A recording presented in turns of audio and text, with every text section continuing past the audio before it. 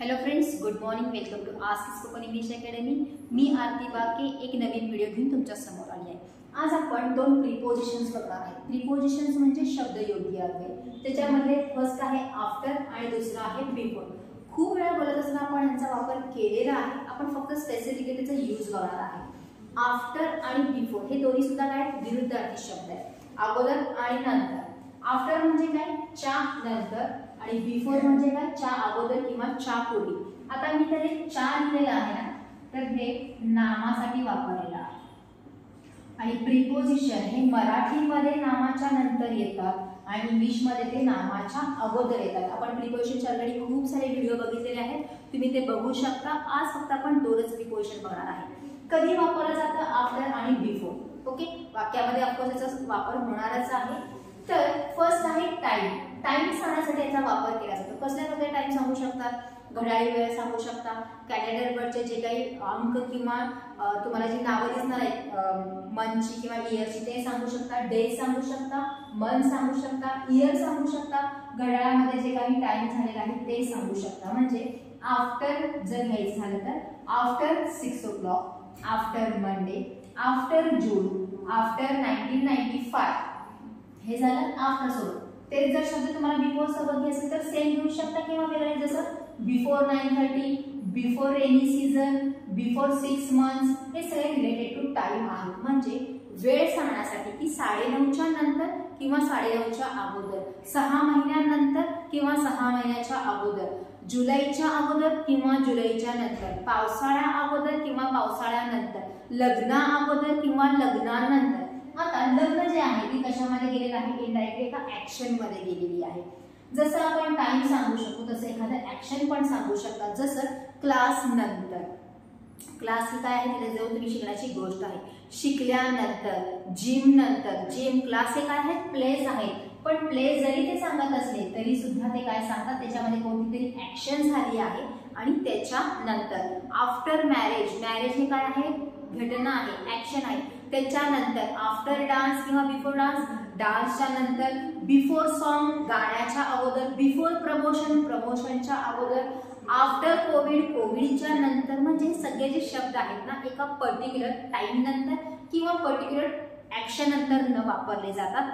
पण जर क्रिया अगोदर झालेली असेल तर आपल्याला बिफोर यूज करायचं आहे आणि तर क्रिया नंतर झाली असेल तर आपल्याला वापरायचं आहे after.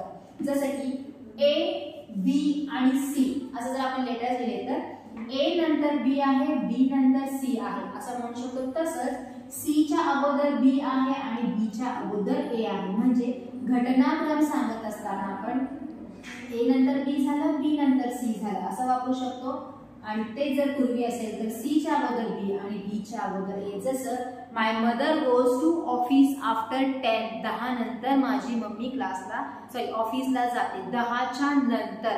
After breakfast I drink a cup of milk. ब्रेकफास्टच्या नंतर मी 1 कप दूध पिते. Before going to bed. Before अगोदर, गोइंग टू बेड झोपायच्या अगोदर. Before going to bed I go for a evening walk. झोपायला जायच्या अगोदर मी इव्हनिंग वॉकला जाते. Before 6 months he was in Australia. 6 महिन्याच्या अगोदर तो ऑस्ट्रेलियामध्ये होता. Before videos I use to make reels. रीलच्या अगोदर, व्हिडिओच्या अगोदर मी रील्स बनवायची. म्हणजे एखादा टाइम किंवा ऍक्शन एका नंतर एक किंवा एका अगोदर एक जे होतात ते सांगण्यासाठी आपण प्रिपोजिशनचा म्हणजे आफ्टर आणि बिफोर या दोन प्रिपोजिशनचा वापर करणार आहे. ज्याच्यामध्ये तुम्ही टाइम सांगू शकता, एखादी ऍक्शन सांगू शकता, प्लेस इन द सेन्स त्याच्यामध्ये ती ऍक्शन तिथे लपलेली आहे हे सांगू शकता.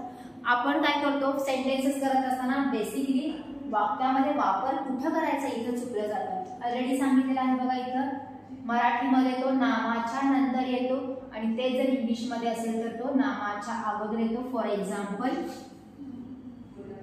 क्लास नंतर म्हणजे काय? After class.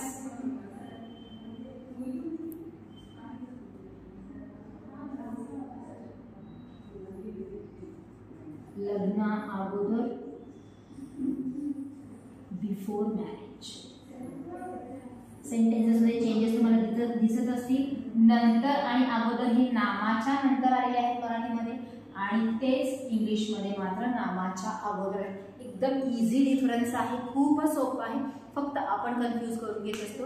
समटाइम्स आफ्टर आणि बिफोर हे वाक्याच्या सुरुवातीला येतात. समटाइम्स एक ऍक्शन झाल्यानंतर किंवा टाइम झाल्यानंतर दुसऱ्या वाक्याच्या सुरुवातीला ह्यांचा वापर केला जातो. दोन्हीही प्रकारे आपण यांचा वापर करू शकतो. ह्याला काही असा नियम नाहीये की तो वाक्याच्या पहिल्यांदाच यायला पाहिजे किंवा वाक्याच्या पर्यंत कधीच येऊ नये. It's up to us. Sentence construction मध्ये फक्त काय गरजेचं आहे, दोन त्याच्यामध्ये गोष्टी असणं गरजेचं आहे. एक ऍक्शन झालेली किंवा होणारी आणि दुसरं त्याच्यामध्ये टाइम असणं खूप गरजेचं आहे, जे तुम्हाला इथे कन्सिडर करायचं आहे. टाइम किंवा ऍक्शन. दोन सेंटेन्सेस जोडत असताना इनडायरेक्टली वापरल्या जाणाऱ्या गोष्टी असं जरी म्हटलं तरी चालेल, कारण आफ्टर मॅरेज एका घटनेनंतर ही शिफ्टेड टू अमेरिका. लग्नानंतर तो अमेरिकेला शिफ्ट झाला. लग्न हे जे क्रिया आहे ती तिथं महत्वाची आहे की तो त्याच्यानंतरच शिफ्ट झालेला आहे, त्याच्या अगोदर झालेला नाही. म्हणजे ही घटना जी आहे त्याच्यामध्ये स्पेसिफिकली महत्वाची आहे. म्हणजे अशा दोन गोष्टी त्याच्यामध्ये येणं गरजेचं आहे. एकदम छोटासा कन्सेप्ट आहे, ह्याची सुद्धा तुम्हाला प्रॅक्टिस करावीच लागणार आहे. प्रॅक्टिस जेवढी कराल तेवढं कमी पडणार आहे. At the time of reading books, at the time of listening the podcast or the story, जेव्हा तुम्ही काही ऐकणार असता, वाचत असता, तेव्हा स्पेसिफिकली लक्ष द्या की कुठे कुठे आपण अशा प्रकारचे वर्ड्स वापरतोय आणि त्यांचे कशा प्रकारे तिथं वापर झालेला आहे. एक्झाम्पल्स काय काय आहे थोडंसं तिथं लक्ष दिलं की तुमचं जे काही शिकणे आणि इम्प्लिमेंटेशन करणे आहे ते इझी होऊन जाणार आहे. So this is for today. Thank you.